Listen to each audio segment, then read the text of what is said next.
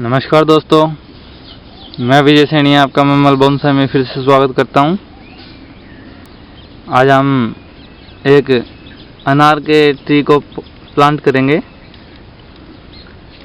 मैं इसे as a bonsai बनाने के लिए ग्रो करूंगा। अनार के ट्री से हम बहुत अच्छा बोनसाई बना सकते हैं।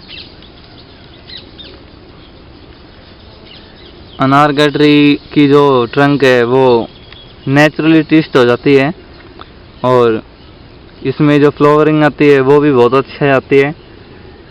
जो कॉमन फ्लावर है वो रेड और ऑरेंज आते हैं। अगर हम वाटरिंग पे इसका ध्यान दें तो इसको रेगुलरली वाटरिंग करनी चाहिए मॉइस्चराइजिंग के लिए, लेकिन इतना वाटर ना करें, इतना पानी ना दें कि इसके अंदर पानी खड़ा रहे। जो सॉइल हमको यूज़ करना है एज ए बोनसाई वो ड्रेनिंग सॉइल होना चाहिए ताकि पानी निकल जाए और मॉइस्चराइजिंग बना रहे, और ना हमें इसको पूरा ड्राई होने देना है इसके सॉइल को। जो इसकी जो ट्रंक है ग्रे कलर की हो जाएगी। जो अनार की जो ट्री है इस धूप अच्छी लगती है तो इसको हम धूप में रख सकते हैं। याद रहे कि अगर हम इसको इंडोर बोनसाई बना रहे हैं तो हमको इसको ऐसी जगह रखना होगा, किसी खिड़की विंडो के पास जहाँ धूप भी आती हो। हमें इसको ग्रोइंग के टाइम पे जब इसकी ग्रोथ स्टार्ट हो रही हो, ग्रोथ सीजन में इसको फर्टिलाइज करना चाहिए वीकली। हम लिक्विड फर्टिलाइज यूज़ कर सकते हैं और इसमें फ्लावरिंग और फ्रूट्स के लिए हम पोटाशियम यूज़ करेंगे। इसकी जो मोस्टली स्टाइल जो बोनसाई की बनती है वो इनफॉर्मल अपराइट और semi cascade, multi Trunks, slanting and twisted trunk. अनार के जो ट्री होते हैं मोस्टली उनमें यहाँ ट्रंक आपको काफ़ी मिल सकती है। मेरे पास एक और अनार का ट्री है, उसमें कैस्केड की स्टाइल बना सकते हैं हम। ये देखिए, इस ट्री को हम कैस्केड बना सकते हैं। ये जो हिस्सा है इसको हम नीचे की तरफ ऐसे बेंड कर देंगे और इस हिस्से को ऊपर रखेंगे। इसकी प्रूनिंग के टाइम हमें ये ध्यान रखना है कि कहाँ से प्रूनिंग करनी है। तो इसके जो लीव्स के सेट है ये 3 सेट के बाद हम यहाँ से इसको रिमूव कर देंगे ब्रांच को। जैसे मैं आपको दिखाता हूँ, जैसे कि यहाँ से इसके लीव्स के सेट स्टार्ट हुए हैं 1 2 3, तो हम इसको अब यहाँ से प्रून करेंगे, यहाँ से इसको काट देंगे। तो ऐसे हम इसकी प्रूनिंग करेंगे। इसकी प्रूनिंग का टाइम है वो गर्मियाँ स्टार्ट होने से पहले है, और अगर हमें ट्री के ऊपर फ्लावर या फ्रूट चाहिए तो फ्रूटिंग और ब्लूमिंग के टाइम पे हमें प्रूनिंग नहीं करनी, तभी फ्रूट्स लग पाएंगे। बिकॉज हम अगर इसकी प्रूनिंग कर देंगे तो जो फ्रूट्स आने थे वो ब्रांच कट जाएगी, तो ये हमें ध्यान रखना है। वायरिंग के टाइम पे ये ध्यान रखें कि इसमें ज़्यादा टाइट वायरिंग नहीं करनी है, और बेंड करते टाइम भी ध्यान रखें कि जो ब्रांचें हैं वो टूट ना जाए। जो अनार का ट्री है, ये अनार का जो ये ट्री है ये बीज से ही इजी ग्रो होता है। सीडलिंग से जो पेपर वाला मेथड है हम वो भी यूज़ कर सकते हैं। जो टिश्यू पेपर आता है उसके अंदर हम इसके जो सीड्स हैं वो पहले पानी में गीला कर लें और उसमें डालकर हम उसको फोल्ड करके रख दें और उसको एक एयर टाइट पॉलीथीन बैग में रख दें। जब वो जर्मिनेट हो जाएंगे तब हमें उनको सॉइल वाली पॉट के अंदर लगाना है। ये हम एयर लेयरिंग के थ्रू भी ग्रो कर सकते हैं और कटिंग से भी।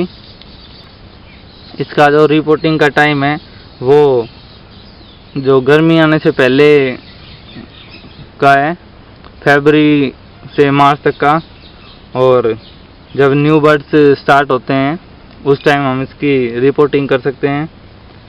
इसकी रिपोर्टिंग हर 2 साल में करनी चाहिए बोनसाई की।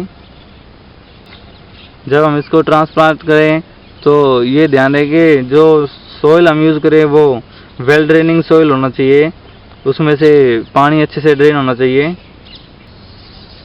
इसमें जो पेस्टिस लगते हैं वो जैसे वाइट फ्लाई है, और एक बटरफ्लाई है, इनको हटाने के लिए हम इस पे स्प्रे कर सकते हैं। सोइल जब ड्राई हो तब इस पे स्प्रे ना करें किसी भी इंसेक्ट मारने वाली दवा से। ओके दोस्तों, तो अब हम इसको जो मिट्टी के अंदर पोट करेंगे, ग्राउंड में पोट करेंगे, क्योंकि पोट के अंदर तो ये काफ़ी टाइम लगा देगा बढ़ने में। तो इसको मैं पहले मिट्टी के अंदर ही, सोइल के अंदर, ग्राउंड में ही पोट करूँगा। ग्राउंड में पोट करने के लिए सबसे इजी मेथड यही है कि गड्ढा कर लें पहले, और गड्ढा करने के बाद ट्री को सीधा पोट ना करें। मैंने मेरे बाकी वीडियो में भी आपको बताया कि ग्राउंड में पोट करने से पहले हम टाइल या कोई पत्थर पहले नीचे लगा देंगे, ताकि जो रूट्स है वो सीधी डायरेक्ट नीचे ना जाए, साइडों में ही फैले, बिकॉज हमें बोनसाई के लिए ग्रो करना है। अगर आप इसको as a tree, normal tree grow कर रहे हैं ग्राउंड में, तो नीचे टाइल या पत्थर ना लगाएं। आप नॉर्मली पोट कर सकते हैं, इसको प्लांट कर सकते हैं। नीचे जो टाइल या पत्थर कुछ भी लगा रहे हैं तो वो सिर्फ हम इसीलिए लगा रहे हैं क्योंकि हमें ये सिर्फ बोनसाई के लिए चाहिए। हम इसे एक बोनसाई ट्री बनाएंगे, इसलिए मैं इसे इसलिए लगा रहा हूँ ताकि थोड़ी सी इसकी थिकनेस अच्छी हो जाए। ये सीड से ग्रो किया हुआ है ट्री है, ये देखिए। तो ये काफ़ी थिन है, इसकी जो ट्रंक है, तो इसका स्ट्रक्चर अच्छा नहीं बना अभी। तो जैसे ही हम इसको यहाँ पोट करेंगे तो इसका जो ट्रंक है वो अच्छा हो जाएगा। मेरे पास एक गार्डन में बड़ा अनार का पेड़ भी है, जिस 6-7 मल्टी ट्रंक निकली हुई है। वो भी मैंने सीड से ग्रो किया था। ये मैं नर्सरी से लाया था, लेकिन वो मैंने खुद सीड से ग्रो किया था। और उसके लिए मैंने कोई स्पेशल या ना मैंने पेपर वाला मेथड यूज किया था। मैंने जस्ट इसके सीड्स को डाल दिया था। उसके बाद वो जब बारिश आई तो ऑटोमेटिक अपने आप ग्रो हो गया। फिर मैंने वहाँ से उसको निकाल के यहाँ गार्डन में शिफ्ट कर दिया था। मैं इसकी जो मेन रूट्स है उसको आज कट करूँगा, ताकि ये वाली जो इसकी मेन रूट्स है इसको यहाँ से कट कर दूंगा, ताकि जो साइड वाली रूट्स है वो जल्दी फैले। अनार का बोनसाई एक बहुत अच्छा बोनसाई बनेगा, क्योंकि ये काफ़ी ग्रीन रहता है और इस पर जब फ्लावरिंग आएगी तो बहुत ही अच्छा लुक लगेगा इसका। तो ये हमने इसकी जो एक्स्ट्रा सॉइल था वो निकाल दिया है। अब हम इसकी जो रूट्स को है, इसको मेन को कट ऑफ कर देंगे।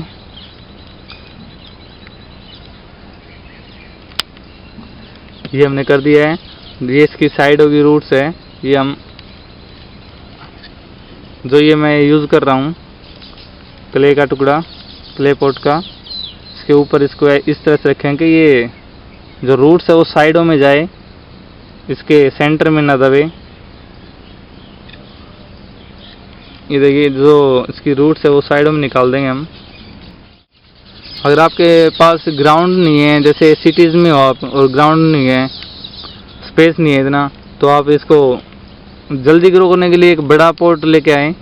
पहले उसमें इसको ग्रो करें, बाद में इसे बोनसाई पॉट में शिफ्ट करें।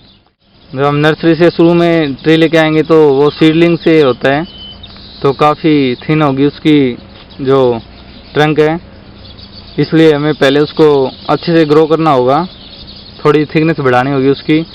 उसके लिए अगर आपके पास स्पेस नहीं है एज ए ग्राउंड, तो आप एक बड़े पॉट में इसको पहले शिफ्ट कीजिए, और जब इसकी ट्रंक थोड़ी मोटी हो जाए, जब आपको लगे कि इसकी थिकनेस ओके है, तब आप इसको रिपोर्ट कर दें। रिपोर्ट करें तो टाइम देख कर करें, ये ना कि जब आपको लगा तभी कर दिया। उसके लिए आप फरवरी से मार्च का टाइम देख लें, ठीक रहेगा। या फिर आप नेक्स्ट जो रेनी सीजन आएगा उसमें कर सकते हैं। और रिपोर्टिंग के टाइम ध्यान रहे कि जो इसकी जो रूट बॉल है उसको ना तोड़ें। अगर आप बिगिनर हैं, रूट बॉल ना तोड़ें और इसको रिपोर्ट कर दें। मैं तो फ़िलहाल इसको ग्राउंड में लगा रहा हूँ। अगर आप शहर में हैं और बड़े पॉट में इसको ग्रो करना चाहते हैं फॉर थिकनेस, तो ये ध्यान रहे कि जो आपका सोइल है वो सोइल ड्रेनिंग सोइल हो, ना कि मिट्टी जो नॉर्मल मिट्टी होती है वो, क्योंकि जैसे ये मिट्टी है यहाँ की, ये मिट्टी ऐसी है कि ये सॉइल को ज़्यादा ड्रेन नहीं कर पाती और पानी इसके अंदर रह जाता है। जैसे अगर 2 बारिश आई और मैंने इसे ये वाली मिट्टी गमले में यूज़ कर रखी है तो क्या होगा, जो मिट्टी के ऊपर एक परत जम जाएगी और पानी को अंदर नहीं जाने देगी। तो उससे क्या होगा, पानी खड़ा रहेगा उसके अंदर और उसकी रूट्स डैमेज होने लग जाएगी, सड़ जाएगी, जिससे कि ट्री मर सकता है। सिटीज़ में ये प्रॉब्लम है कि वहाँ पे सॉइल जल्दी से मिल नहीं पाता। जैसे बड़े सिटी है वहाँ पे, जैसे दिल्ली, मुंबई, यहाँ पे सॉइल की प्रॉब्लम होती है। तो आप कोकोपीट और परलाइट मिला सकते हैं, या परलाइट भी अगर आपके पास नहीं है तो कोकोपीट और कंपोस्ट जो भी आपके पास है, वर्मी कंपोस्ट है या कोई अदर कंपोस्ट है, वो दोनों यूज़ कर सकते हैं। या फिर आपके पास जो बिल्डिंग मटेरियल्स की शॉप हो आसपास, वहाँ पे आपको ड्रेनिंग सॉइल के लिए अच्छा मटेरियल मिल सकता है। जैसे जो रिवर सैंड है वो मिल सकती है, अगर वो मिल जाती है तो वो अच्छी है। उसके साथ आप कंपोस्ट मिलाकर उसको लगा सकते हैं और उस सैंड के अंदर जो ग्रेवल निकलेंगे वो यूज़ कर सकते हैं। या आजकल जो बिल्डिंग मटेरियल में एक बजरी के जैसे ही यूज़ होती है जिसको रेती बोलते हैं, उसमें क्या होता है कि जो पत्थरों को क्रश करके बनाई होती है वो, तो आप वो यूज़ कर सकते हैं। आपके पास वो है तो उसके अंदर आप कंपोस्ट मिला लें, कंपोस्ट मिला के आप उसको यूज़ कर सकते हैं, वो ड्रेनिंग सॉइल होगा। ये ध्यान रखिए कि अगर आपने पॉट में इसको लगा रखा है तो इसके सॉइल को पूरा ड्राई ना होने दें। तो सबसे अच्छा यही है कि आप डेली इसमें वाटरिंग करते रहें, जिससे कि इसके अंदर मॉइस्चराइजिंग बनी रहेगी। फ्लावरिंग के लिए आप इसमें पोटाशियम यूज़ कर सकते हैं, जिससे इसमें फ्लावरिंग अच्छी आएगी। अगर आपके पास और ग्रेवल वगैरह नहीं है तो अगर आपके पास कोई कहीं ब्रिक्स जो होती है, ईंट होती है, वो पड़ी हो तो उसके टुकड़े करके सॉइल में वो यूज़ कर सकते हैं। जो पोट के अंदर जो फर्स्ट लेयर है वो ग्रेवल या जो मैं बता रहा ब्रिक के जो टुकड़े हैं वो यूज़ करें। उससे क्या होगा, जब वाटरिंग करेंगे तो वो ड्रेन हो पाएगा। अब हम इसको यहाँ पे प्लांट करेंगे। ये मेरे को सबसे इजी मेथड लगता है, इसमें ट्री जल्दी ग्रो करेगा। और इसमें फिर एक इसका बेनिफिट मेरे को ये है कि अगर पॉट में जब हम लगाते हैं तो उसकी डेली केयर करनी पड़ती है, लेकिन ग्राउंड में लगाने के बाद ज़्यादा डेली केयर की ज़रूरत नहीं है। सिर्फ वाटरिंग का ध्यान रखना है कि जो ग्राउंड का सॉइल है वो बिल्कुल ड्राई ना हो। जब ये 1-2 मंथ बाद जब इसकी रूट्स चल जाएंगी फिर ये ऑटोमेटिक बढ़ेगा। जैसे कि मेरे गार्डन में जो भी ट्रीज़ बड़े लगे हुए हैं, मुझे उसकी ज़्यादा केयर करने की ज़रूरत नहीं होती, वो अपने आप ग्रो करते हैं और अपना जो फूड है वो ग्राउंड से ही ले लेते हैं। अब हम इसमें मिट्टी डाल के मैं एक और ट्री जो मेरे पास है उसको कोई और लुक दूंगा। वो तो कुछ कैस्केड जैसा लग रहा है मेरे को। तो आप ये मत सोचिए कि आपके पास ग्राउंड नहीं है, मैं तो ग्राउंड में लगा देता हूँ। आप एक बड़ा पॉट ले आइए, उसमें उसको ग्रो कीजिए। जब अनार के बोनसाई पे जब फ्रूट आते हैं तब इसका लुक बहुत अच्छा आता है, फ्लावरिंग आएगी जब। तो मेरे पास पहले अनार का कोई ऐसा ट्री नहीं था जिसे मैं बोनसाई ग्रो कर रहा था, लेकिन अब मैं इन दोनों को ही बोनसाई के लिए ग्रो करूँगा। ओके दोस्तों, अगले वीडियो में फिर मिलेंगे, तब तक के लिए नमस्कार, अपना ध्यान रखिएगा।